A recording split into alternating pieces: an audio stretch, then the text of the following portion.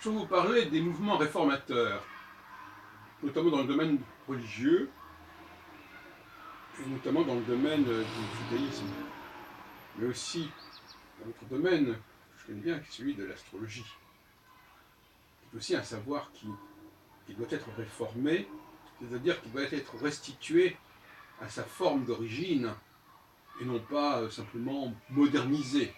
On confond réforme et modernisation. On peut jouer sur les mots, mais la réforme ne consiste pas à ajuster un savoir aux connaissances d'une époque, mais au contraire de l'ajuster aux connaissances de l'époque où ce savoir a été instauré. Car c'est là qu'il y a sa source. C'est pas du tout la même démarche, on l'aura compris. Donc il y a deux philosophies de la réforme qui sont totalement antagonistes, vous l'avez compris. Alors, en ce qui concerne le réformisme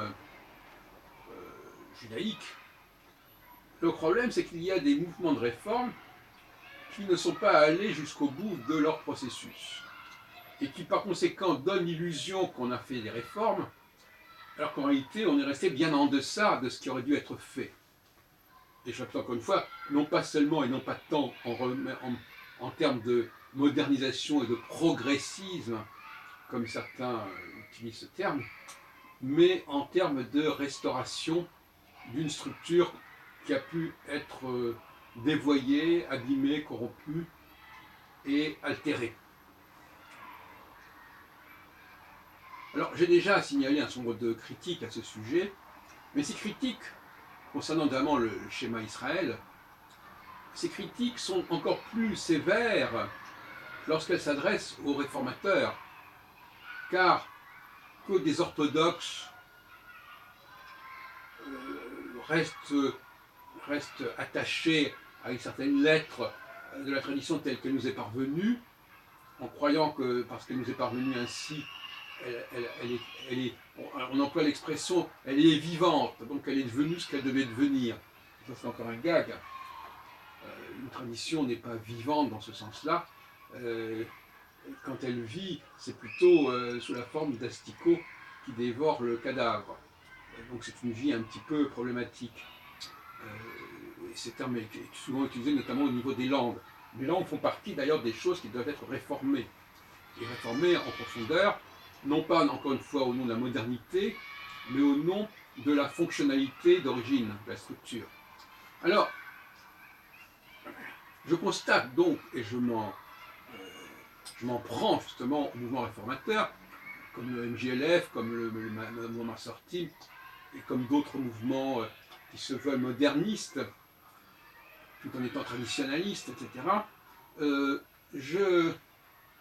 Je suis un peu surpris, au stade où sont mes recherches, que l'on ait gardé le schéma Israël sous sa forme actuelle.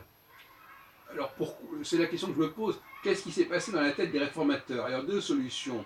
Soit ils ne connaissaient pas la solution, c'est-à-dire qu'ils ne savaient pas comment réformer, ils ne savaient pas comment restaurer les textes à leur pureté d'origine, et donc par conséquent, quelqu'un qui veut réformer et qui ne sait pas quoi réformer, comment réformer, c'est un petit peu un problème, vous l'avouerez. Soit ils n'ont pas osé se démarquer des pratiques orthodoxes, et donc ils se sont calqués dessus sur pas mal de points, tout en modernisant le judaïsme par l'adoption notamment d'un nouveau statut de la femme, ou plus exactement de l'absence de statut de la femme, si on peut dire, notamment les femmes qui peuvent devenir rabbins. Donc finalement, ces réformateurs, ils sont plutôt du côté de cette modernité, de cet ajustement du judaïsme à la modernité actuelle, qui peut bouger, la modernité, ce sont des modes, qu'une véritable volonté et capacité de restaurer une cohérence qui a pu être perdue, qui a pu être occultée. Et dans d'autres domaines, c'est la même chose. Dans le domaine de la réforme de la langue française, on se perd aussi dans des considérations tout à fait secondaires, alors qu'il y a des problèmes beaucoup plus graves à régler.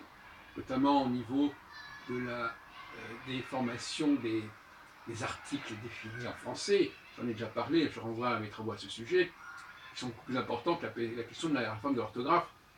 Et en ce qui concerne l'astrologie, eh bien, il y a aussi des réformateurs qui sont également des pseudo-réformateurs qui n'ont pas compris notamment qu'il ne fallait pas intégrer les nouvelles planètes, qu'il fallait les enlever de l'astrologie du milieu du XXe siècle.